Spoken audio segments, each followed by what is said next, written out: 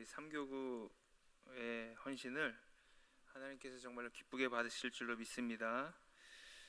여러분들의 삶은 어떠신가요? 완벽한 삶을 살고 계신가요? 아유, 몇 초간의 고민도 없으시고 아니요. 그럼 왜 완벽하지 않으실까요? 이게 중요하잖아요. 내 삶은 왜 완벽하지 않을까? 완벽하면 좋은데 왜 완벽하지 않을까? 원인이 있기 때문이겠죠. 그 원인을 결핍에서 우리는 많이 찾습니다. 난 이게 없어서, 난 이게 모자라서, 난 이게 부족해서, 나는 물질이 없어서, 나는 건강이 없어서, 나는 사랑이 없어서, 이렇게 많이 얘기하고 있습니다. 그러니까 모든 사람들 중에서 우리가 입으로 고백했듯이 완벽한 사람들은 없습니다. 결핍으로 인한 상함들이 너무나 많습니다. 병도 있고 폭력도 있고 사랑함도 있고 범죄함도 있고 여러 가지 결핍들이 우리의 인생을 막 소용돌이치면서 휘감고 있거든요. 물론 저에게도 결핍이 있습니다. 결핍은 상함을 가져오게 되고 또 상함은 범죄함을 가져오게 되거든요. 그럼 우리가 이런 결핍을 통해서 나온 상함을 어떻게 하면 이겨낼 수 있을까? 오늘 말씀을 통해서 살펴보도록 하겠습니다. 본문 12장 20절과 21절 말씀을 보면 마태복음 12장 20절과 21절 말씀을 보면 상한 갈대를 꺾지 아니하며 꺼져가는 심지를 끄지 아니하기를 심판하여 이길 때까지 하리니 또한 이방들이 그의 이름을 바라리라 함을 이루려 하심이니라. 아멘. 이 말씀이 결핍을 가지고 있는 우리들에게는 굉장히 큰 위로가 되는 말씀입니다. 우리 각자의 인생을 닮은 여러 가지 단어들이 나오거든요. 오늘의 내 삶, 연약한 내 삶을 말하고 있는 단어, 상한 갈대, 꺼져가는 심지, 이런 말씀으로 우리의 상황을 대변하고 있습니다. 이렇게 상한 갈대, 꺼져가는 심지 같은 우리의 인생이 어떻게 하면 잘 갈 수 있을까? 근데 우리가 눈여겨볼 게 있는데요, 갈대가 약하고 상해 있지만 꺾이지 않는다라는 것. 꺼져가는 심지처럼 보이지만 결코 꺼지지 않는다는 점입니다. 이것이 바로 우리에게 주시는 하나님의 위로의 말씀인지 오늘 다시 한번 기억하셨으면 좋겠습니다. 갈대가 꺾이고요, 심지가 꺼지면요, 이 상황이 끝나는 거거든요. 근데 갈대가 꺾이지도 않고 심지가 꺼지지도 않는다고 말씀하고 있습니다. 왜냐하면 하나님께서 보내신 그 메시아 때문입니다.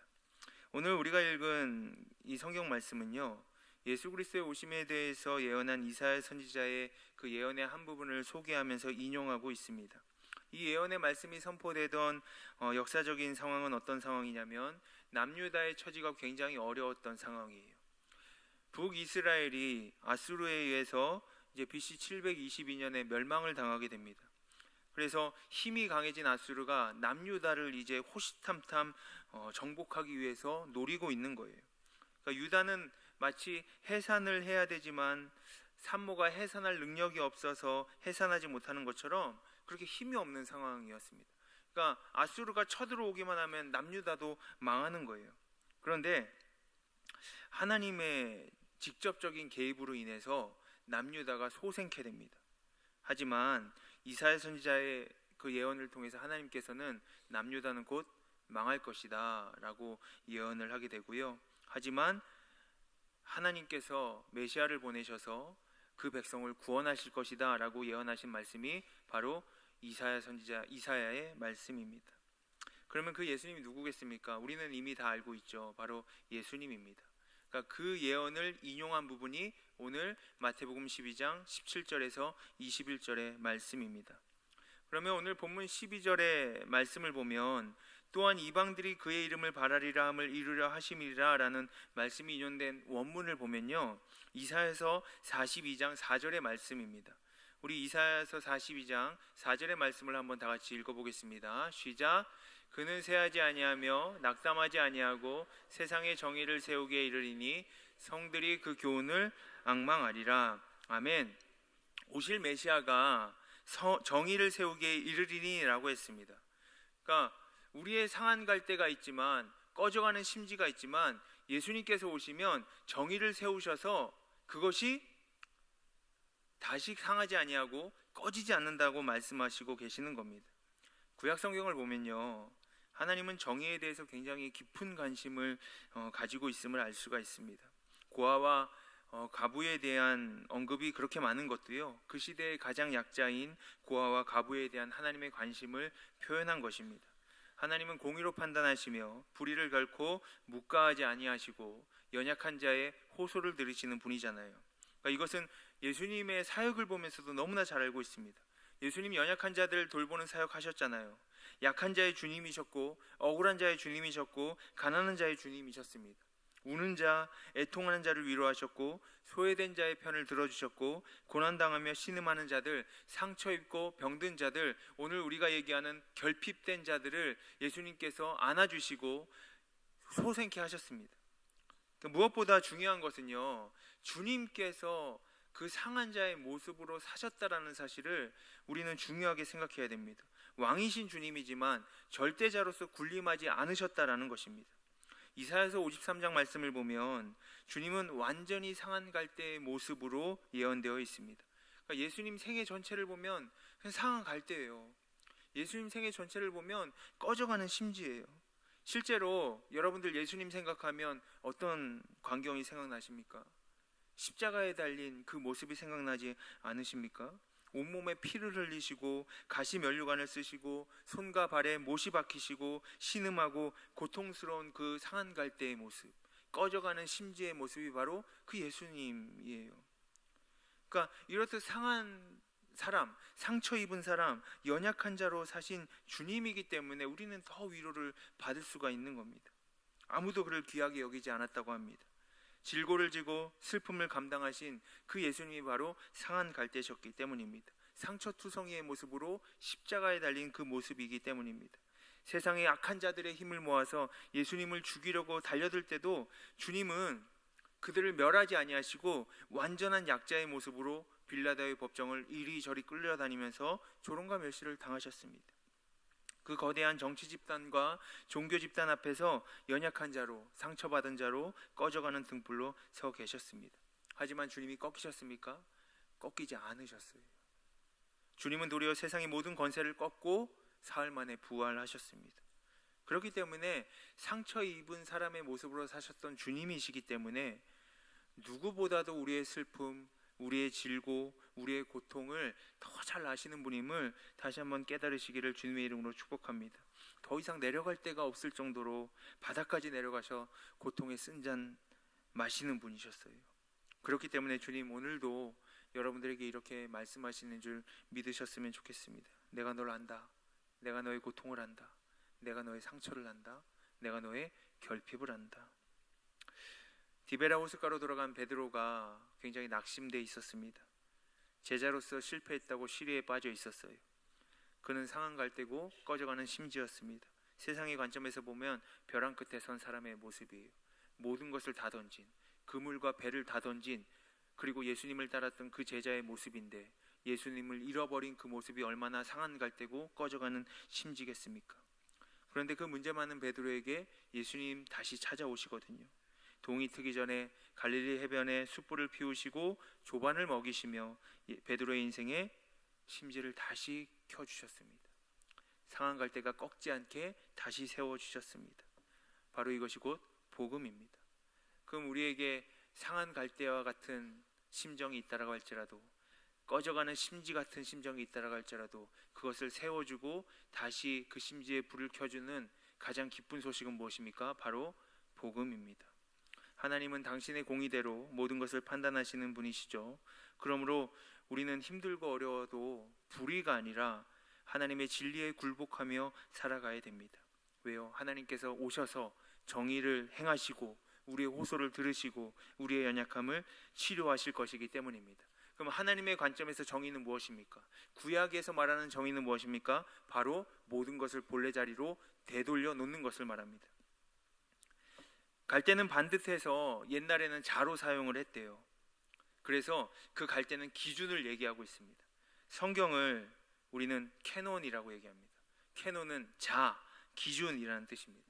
그러니까 하나님의 말씀이 우리 삶의 기준이 되어야 된다라는 거예요. 하나님의 정의는 우리가 상한 갈대에서 그냥 하나님께서 세워주시는 갈대가 되면 그것이 바로 기준을 통하는 삶을 살아가게 된다라는 것입니다. 오차가 없는 삶을 살아가게 된다라는 것입니다. 그것이 바로 완벽한 삶이겠죠. 그러기 위해서는 어떻게 해야 됩니까? 우리는 하나님의 손에 붙들리심을 받아야 됩니다. 우리는 상한 갈대로 있는 한 기준이 될 수가 없습니다. 꺼져가는 심지가 그대로 있는 한 우리는 기준이 될 수가 없어요. 상한 갈대를 하나님께서 곧바로 세워주셔야지 우리는 기준이 될 수가 있습니다. 그래서 성경에서는 하나님을 토기장이라고 비유하고 있습니다. 하나님 위대한 토기장이시잖아요. 히브리어로 토기장이를 요제르라고 말합니다. 하나님이 흙으로 사람을 지으셨습니다. 토기장이신 하나님을 한번 생각해 보시죠. 토기를 만들 때 그냥 아무 생각 없이 만들까요? 그렇지 않죠. 여러분 이렇게 아이를 가지셨을 때 이렇게 연예인 사진 붙여 놓으신다면서요? 네. 옥동자 같은 사진 붙여 놓으신 분 한 분도 없으시죠? 네. 연예인 사진 붙여 놓으시죠? 잘생긴. 왜 그렇죠? 이런 사람 닮았으면 좋겠다. 네. 사람의 마음도 그런데요. 하나님 마음은 어떠셨을까요? 하나님이 흙으로 사람을 지으셨을 때 아무 생각 없이 만들지 않았어요. 수제비 뜰 때 막 뜨잖아요. 하나하나를 정성껏 땀을 흘리면서 혼신의 힘을 다해서 수제비를 뜨지 않습니다. 하나님이 수제비 뜨듯이 우리를 만들지 않으셨어요. 하나님 정말 정성껏 혼을 담아서 잘 만드셨습니다. 진흙을 손으로 밀고 당기면서 반죽을 하면서 수없이 반복해서 모양을 만들고 칠하고 유향을 바르며 굽는 과정을 한번 상상해 보시기 바랍니다. 불로 굽는 과정에서 파상이 되는 경우도 있거든요. 위대한 작품은 그대로 태어나지 않습니다. 그 작가의 혼이 그대로 담겨 있는 거예요. 그리고 그릇의 어느 부분에 작가는 자신의 이름을 새겨 넣습니다. 그릇 하나에 자신의 명예를 거는 거예요. 마찬가지로 하나님께서 우리를 그렇게 만드셨다고 성경은 말씀하고 있습니다. 그냥 장난 삼아서 의미 없이 만든 것이 아니라 당신의 형상을 따라서 만드셨다고 말씀하고 있습니다. 그것이 바로 위대하고 놀라운 말씀입니다. 그리고 토기장이는 철저한 계획 속에서 토기를 만들겠죠. 어떤 그릇을 만들 것인가, 어떤 목적으로 만들 것인가 분명한 목적이 있습니다. 진화론은 우연이라는 것이 굉장히 가정되어 있습니다. 그래서 진화론의 우연이라는 논리는요, 얼마나 인간의 가치를 떨어뜨리는지 몰라요. 토기장이는요, 토기를 만들 때 컨셉, 디자인, 생산에 이르기까지 모든 것 다 컨트롤합니다. 수많은 과정 속에 토기장이의 계획과 섬세한 터치가 더해집니다. 더욱이 하나님은 실수가 있으신 분입니까? 아니잖아요. 실수가 없으신 분입니다. 만들다가 갑자기 계획을 취소하거나 중단하지 않으시는 분이에요. 혹은 만들다가 그냥 내버려 두지도 않으세요. 하나님은 우리를 세포덩어리로 만드신 것이 아니고 분명한 목적으로 만드시고 하나님께서 필요한 존재로 만드셨습니다. 그런데 왜 그렇게 완벽하게 만든 인간이 상한 갈대가 되었을까요? 왜 그렇게 완벽하게 만든 인간이 꺼져가는 심지가 되었을까요? 이스라엘 역사를 보면요, 이스라엘은 하나님의 손에 잡힌 토기와 같습니다. 바벨론의 포로를 살 때 이스라엘은 이제 끝이라고 하나님의 손이 떠났다고 생각하고 있었습니다. 하지만 하나님은 여전히 그들이 감각적으로 인지하고 못하는 상황 가운데서도 여전히 그들을 빚고 계셨습니다. 하지만 그들이 상한 갈대가 된 이유는, 그들이 꺼져가는 심지가 된 이유는요, 하나님께서 벗어났기 때문입니다. 네, 로마서 18장 6절 말씀을 보면요, 이런 말씀이 있습니다. 로마서 18장 6절 말씀입니다. 제가 읽어드릴게요. 진흙이 토기장이의 손에 있음같이 너희가 내 손에 있느니라. 아멘. 우리 인생은 하나님의 손 안에 있거든요. 그러므로 인간이 자기 고집대로 자기가 하고 싶은 대로 살려고 한다면 하나님은 그대로 내버려 두실 수 있습니다.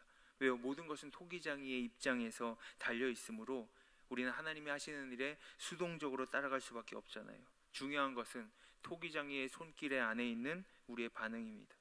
진흙은요, 토기장이에게 순종해야 돼요. 성경에서 중요하게 다루는 단어가 있는데 그것은 바로 순종입니다. 순종은 무슨 뜻입니까? 도무지 납득이 안 되는 상황 가운데 있다라고 할지라도 하나님의 주권, 하나님의 섭리, 하나님의 경륜을 인정하고 순종하는 것까지 포함하고 있습니다. 그러니까 그냥 토기장이의 손에 맡기는 거예요. 우리는 그저 토기장이신 하나님의 손에 담긴 한 줌의 흙에 불과하기 때문입니다. 그들의 절대 주권에 인정하고 그분께 자기의 삶을 맡긴 사람은요, 원망과 불평과 고집과 상함이 있을 수가 없다라는 것입니다. 왜요? 하나님의 뜻에 기쁨으로 순종하기 때문입니다.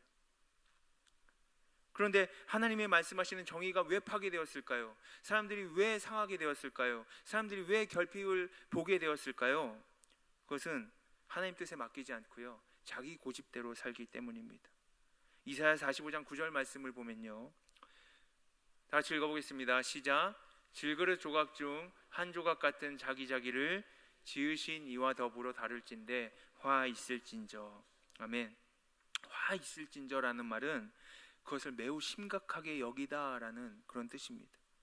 그러니까 질그릇 같은 조각 같은 자가 자기를 지으신 이와 다투면 화가 있다라는 말이에요. 그러니까 진흙이 감히 토기장이에게 너는 뭘 만들었느냐? 그런 손이 없다, 이렇게 말할 수가 없는데 그렇게 한다라는 뜻이에요. 그러니까 이렇게 말도 안 되는 소리를 하는 게 이스라엘 그 상한 갈대가 하는 이야기라는 겁니다. 마치 여러분들의 아들, 딸들이 여러분들에게 언제 날 낳았느냐, 내 부모가 맞느냐, 유전자 검사를 해보자, 믿을 수 없다, 나는 혼자 태어났다, 이렇게 말하는 거랑 똑같은 얘기를 하는 거예요. 부모를 인정하지 않는 아이를 둔 부모의 심정이 어떡하겠습니까? 작품이 갑자기 화를 내고 항의하면서 나를 그린 붓은 어디 있느냐? 당신이 진짜 나를 그렸느냐?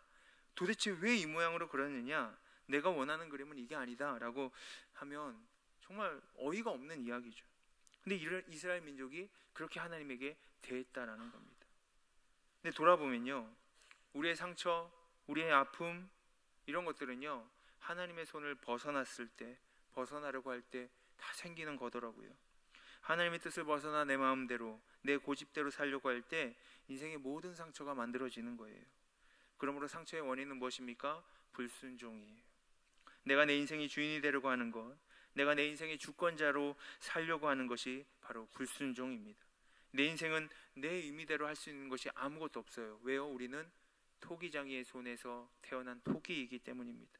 하나님의 주권과 능력과 지혜를 벗어난 곳에는 무엇만이 있습니까? 파괴된 정의만이 있을 뿐이고, 상함이 있을 뿐이고, 그리고 상처만 있을 뿐입니다. 어떤 사람은 스스로 열심히 산다라고 말합니다. 그러나 열심히 산다는 것만으로 칭찬해 줄 수가 없습니다. 나 혼자 열심히 살고 있다면 그것은 불신앙의 길을 가고 있는 것이기 때문입니다. 하나님이 없는 열심은 위험한 열심입니다. 궤도를 벗어난 우주선은 망망한 허공을 그냥 떠돌게 되거든요. 레일을 벗어난 기차를 뭐라고 얘기합니까? 탈선한 기차라고 말합니다. 하나님 없이 나 혼자 열심히 달리고 있는 인생은 탈선한 인생입니다. 토기장이의 손을 벗어난 인생은 흙덩어리에 불과합니다. 하나님의 도우심을 구하지 않고 열심히 사는 것, 그것은 정말 무서운 교만입니다. 하나님은 언제나 우리 옆에 있다라는 사실을 우리는 깨달아야 됩니다.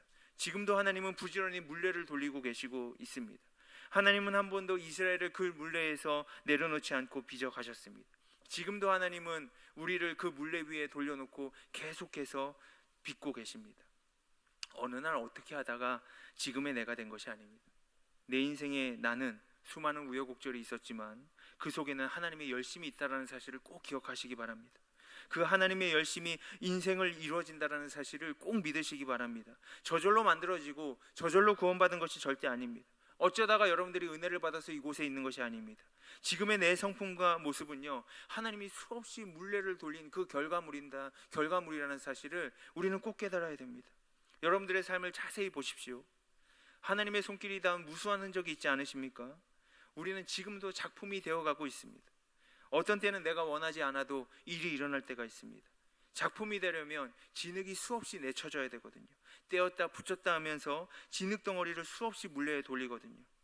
인생의 어려움이 찾아오면 사람들은 하나님 힘듭니다, 날 좀 내버려 두세요, 내 갈 길을 가겠습니다 하면서 토기장이의 손을 벗어나려고 발버둥을 칩니다.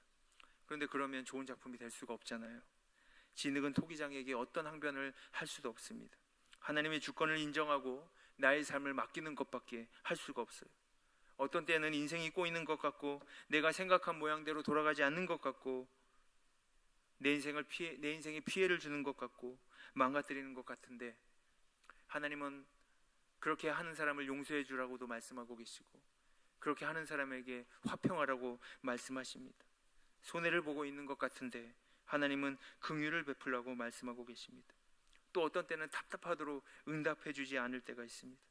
하나님께 맡긴 삶인데 어지러울 때가 있고, 힘이 들 때도 있습니다.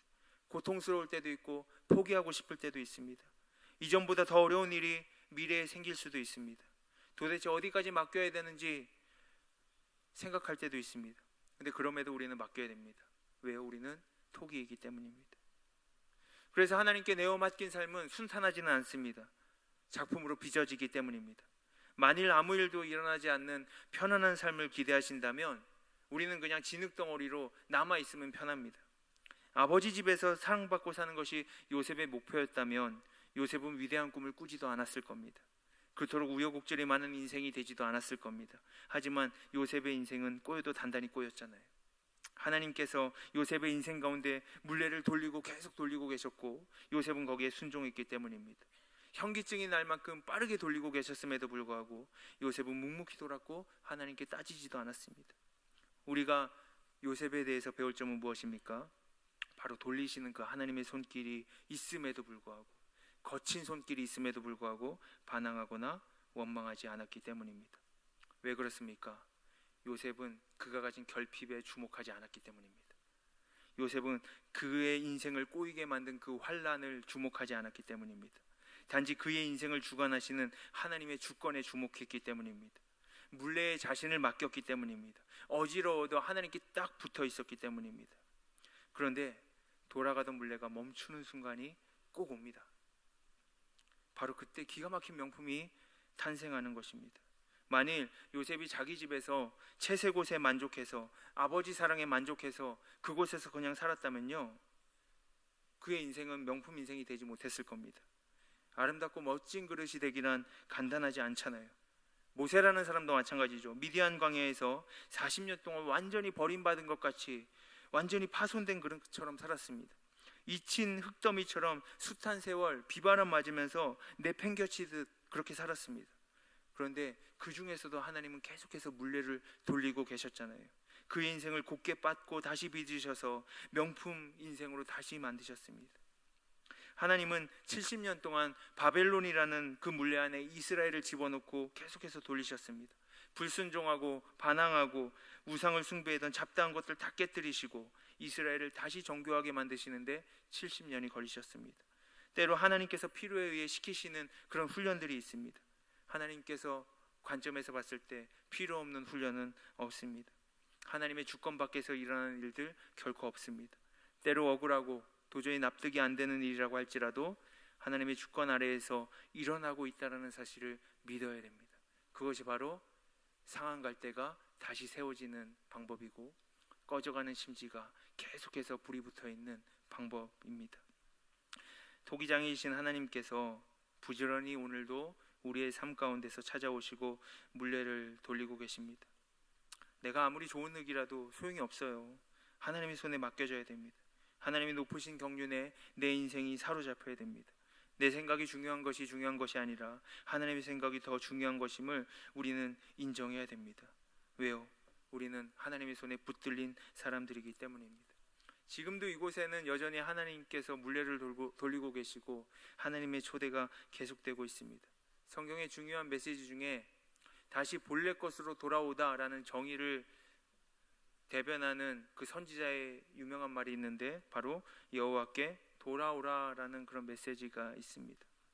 그러니까 이 돌아오라는 구약성경 전체에 걸친 하나님의 메시지입니다. 인간 회복에 대한 아버지 하나님의 열망입니다. 상하고 망가진 인간, 결핍의 문제를 가지고 있는 인간은 스스로 문제를 해결할 수 없잖아요. 스스로 아무리 그것을 복구하기 위해서 몸부림치고 깨지고 망가진 자신을 회복할 수 있는 능력이요, 우리에게는 없습니다. 회복은 언제 일어날까요? 바로 하나님께 돌아갈 때 일어납니다. 여호와께로 돌아오라 라고 하나님은 애타게 부르짖고 있습니다. 그렇기 때문에 원래 우리는 내가 있었던 것을 잘 기억을 해야 됩니다. 난 누구인가? 난 지금 어디에 있는가? 난 지금 어디로 가고 있는가? 예전 태초에 인간은 누구와 있었는가? 하나님과 함께한 나는 어떤 모습인가? 상자의 비유에서 둘째 아들은요, 떠날 때까지는 괜찮아 보였거든요. 그런데 떠난 순간부터 그의 인생은 곤두박질 치게 됩니다. 어떤 인생이든 끝모를 낙하를 하고 있다면 그가 아버지와 어떤 관계를 맺고 있는가를 살펴봐야 됩니다. 그럼 우리도 오늘 내가 나의 아버지이신 하나님과 어떤 관계를 맺고 있는가를 정말 주목해서 잘 살펴봐야 됩니다. 그리고 둘째 아들이 집으로 돌아갈 때 그 환영했던 아버지의 모습을 생각해야 됩니다. 하나님의 부르심은 무엇을 의미합니까? 인생의 궤도를 수정할 때임을 의미하고 있습니다. 신앙생활을 하는 사람 중에서도요, 자기도 모르는 사이에 하나님과 서서히 멀어지는 사람들이 많습니다. 여러분들이 숨쉰다라는 사실을 기억하고 사십니까? 잘 기억하고 살지 않잖아요. 그냥 숨은 그냥 자연스럽게 되는 거죠. 근데 숨을 쉰다는 사실을 기억할 때는 언제입니까?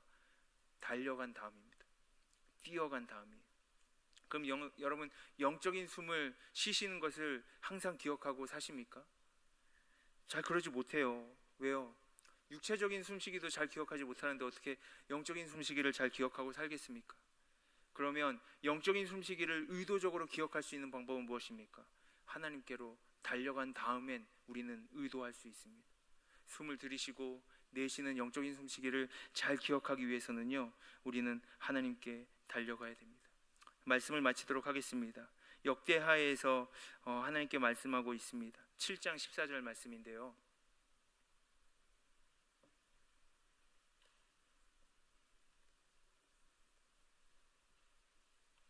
제가 읽어드릴게요.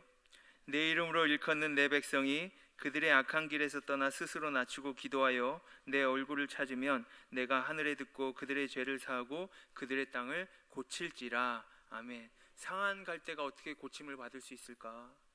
꺼져가는 심지가 어떻게 계속 타오를 수 있을까? 내 이름으로 일컫는 내 백성이 악한 길에서 떠나 스스로 낮추고 기도하여 내 얼굴을 찾으면 고침받을 수 있다라는 것입니다. 여러분, 주님의 이름을 바라보는 자는 구원을 얻을 수 있습니다. 누구든지 주의 이름을 부르는 자는 상한 갈대에서 회복된 갈대로 세워질 수 있습니다. 주의 이름을 부르는 자는 하나님께서 결코 내버려두지 않으시기 때문입니다. 그러므로 우리가 비록 상한 갈대처럼 되어도, 꺼져가는 심지와 같이 되었을지라도 낙심하거나 좌절하지 마시고 주님 바라보셨으면 좋겠습니다.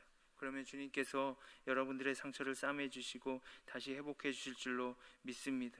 오늘 우리에게 향한 그 하나님의 사랑을 고백하면서 우리 찬양하려고 합니다. 그 찬양의 가사를 잘 곱씹어 보시면서 그 하나님께 그 사랑을 다시 한번 드리는 그 시간 가지도록 하겠습니다.